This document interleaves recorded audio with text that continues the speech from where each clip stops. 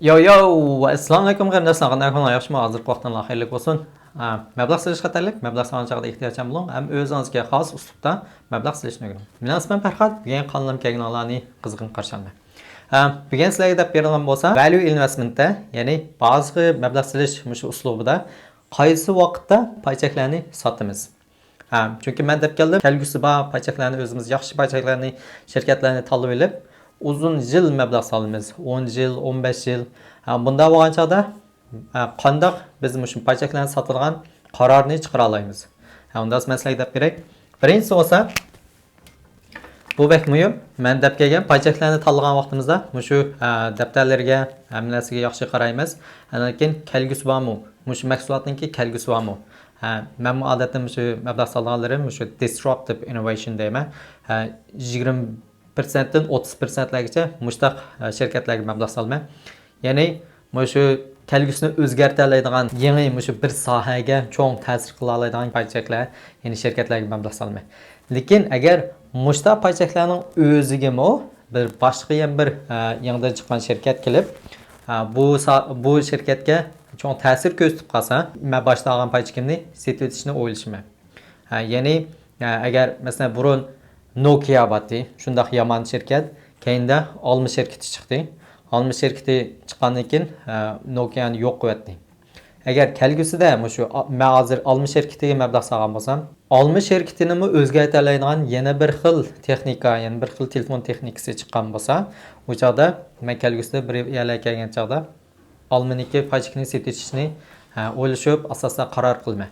Bo'lmasa aziltma, keyin akval qarab uni setitma. Ikkinchisi bo'lsa, shirkatning ishki ahvolida cho'ng bir o'zgarish bo'lib qolsa. Nurg'un shirkatlar amaliyotda oxirgacha yashay olmaydi. Oxirgacha yashay oladigan, putterab chiqib tura oladigan shirkatlardan balkim faqatlam 30% chiqa oladi. Raqobatmi shunday kuchli, rasmiy oxirgacha chiqa oladigan shirkatdan faqatlam nechtasi bo'ldi.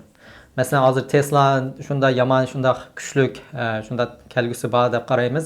Amaliyotda Tesla'ningmi shunda jiq raqobatlari bor. Uni o'zidimi kuchliroq raqobatchilari bor.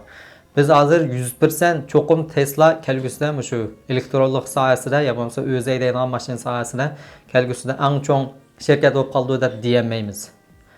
Shunaqa, chunki bo'libmi shu yangidan taraqqiy qilayotgan shirkatlar o'ziniki ideyasi, o'ziniki mahsuloti texnik yaxshi bo'lsa-mu, lekin shirkatni mang'uzlagan jihatlarda, boshqalar bilan raqobat qilgan jihatlarda tajribasiz bo'lib qoldi. Mushtarilarga bak yaxshi qaraymiz. Ba'zan chog'da shu daftarlarga cho'qim qarab turamiz. O'zgarishlar bo'layotgandi, to'xtamlari yo'qolib ketib boramdi, boshqa raqobatchilari bak besim qilib ketib boramdi degandek. Keyin yana birsi shu boshliqlarda cho'ng o'zgarishlar bo'ldimi. Masalan, hozir Tesla'niki Elon Musk istifa berib chiqib kelsa, nurg'un odam Tesla'niki paychaklarni setiydi. Ishonchsiz bo'lib qoldi. Cho'qim shu boshliqlaridagi ishki vaziyatlari cho'qim bak muhim. Ishki vaziyatlarda yana nimalar bor? Boshqa sotlarga chetilib qoldimi? Boshqa hukumatning qonunlariga qarshi turgan bir narsaga chetilib qoldimi? Masalan, kriptolar yaqinda shunda bak tushib ketdi. Nima uchun? Shu yeshil energiyaga qarshi bo'lganligi uchun. Nurg'un odamlar buni ancha qo'llamadi shundan keyin. Chunki hukumatlarning qonunimi shu tarafdan hozir taraqqiy qilyapti yeshil energiyada. Shunga agar bu yeshil energiyaga yo bo'lmasa hukumatning qonunlariga qarshi bo'lib qolgan shirkatlar bo'lsa, uniki menimcha ming mahsuloti yaxshi bo'lsa-mu, kelgusi bo'lsa-mu, men uni setishni o'ylayman. Chunki men hargizmi mablag' solgan chog'da hukumat bilan qarshilik qilib mablag' solmayman. Uchinchisi bo'lsa, men odatda shu value investment bo'lsin, ba'zi mablag' solishda uzun yillik mablag' solman. Lekin bir qism mablag'larimni, ya'ni 20% dak mablag'larimni qisqaroq, ya'ni o'tir muddat mundaq mablag' solman. U bo'lsa-mu shu yangidan taraqqiy qilayotgan shirkatlar, ular tuyuqsiz qanday ishlar bo'ldi? Tuyuqsiz bak o'rlab ketdi. Tuyuqsiz 20% dan jiq o'rlab ketishi mumkin. Tuyuqsizlar bir kundan ishchilar. Ya bo'lmasa bir haftadan ishchilar 100% o'rlab ketgan ishlar bo'lib qoldi. Bunday vaqtlarda bu sal ko'pik bo'lganligi uchun men buni ya bir qismni oziltib setitaman, ya bo'lmasa hammasini setitaman. ba'zanlarini mushta o'ttir muddat bunda o'ynayman. Bunda ishlar jiq yuz berdi. Bo'lib shu yangidan taraqqiy qilayotgan shirkatlarda. Agar buni setayotgandan men odat qanday qilma, shu o'xshash sohadagi shu bir pachkamni setib chiqarayotgan bo'lsam, o'xshash sohadagi yana bir shu shirkatga qarayman, yaxshiroq shirkatga. Shunda o'zim tanlab yana mablag' solishim mumkin. Lekin to'rtinchisi bo'lsa, masalan sizningki mablag' solgan shirkatingiz yangidan taraqqiy qilayotgan shirkat, lekin bunga mablag' solib 10-20 yil o'tdi. 20 yillar o'tgandan keyin bu shunday yaxshi taraqqiy qilib, oxiriga berib, bu bir peshqadam shirkat bo'lib qoldi. Balkim siz boshlagan vaqtida bu 2 milliardlik shirkat bo'lgan bo'lsa, 10-20 yildan keyin bu 2 trillionlik shirkat bo'lib qoldi. 2 trillionlik shirkat baklam cho'ng.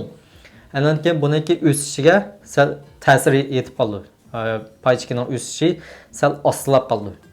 O chaqda men o'zimniki shu sohalarimga qarab, andan keyin qurilmamni sal tanishim mumkin. Ondan 5-inchisi bo'lsa, shu vaziyatga qarash. Vaziyat hozirgi dunyoniki iqtisod ya bo'lsa boshqa siyosat jihatlaridagi vaziyatlarga qarash. Bir urush bo'ldi ya bo'lsa virus qaytadan ne qilib ketdi. Xudoyim saqlasin. Shunda ishlar bo'lib qolgan chaqda men qurilmamni sal o'ngishim mumkin. Sal o'ngshab, shu vaziyatga mos kelgidek qilishim mumkin. Ba'zan pachaklarimni setishim mumkin, ba'zan pachaklarimni olib qo'yishim mumkin. Virus vaqtida bultur foyda qilgan shirkatlar bor. Masalan, virus vaqtida odamlar uyda jiqroq o'tadi, teshik chiqmadi. Restoran u bu yerlarga boramadi, aeroplan hamma sohalar to'xtab ketdi, lekin uyda o'tirib kino ko'rib, uyan o'ynab, uyda shu xizmat qilib, yig'inlarni ichib qilgan degandek mushu sohalardagi pachaklar to'xtamay o'rildi. Shunaqa men vaziyatga qarab, qurilmamni tashlab, ba'zan pachaklarni setib o'tishim mumkin. Hozir meniki qalam kelgan shu 5 xil bo'ldi. Bular sizlarga ozroq bir foyda tegib qoldi deb qarayman. Lekin yana qalam kelganlar bo'lsa, tilaqtim yana to'liqlab qo'yman. Agar yaxshi ko'rgan bo'lsangiz, boshqa taqdim besib qo'ying, boshqalarga tavsiya qilib qo'ying. Tilaksan ko'rishaylik. Allohga omonat.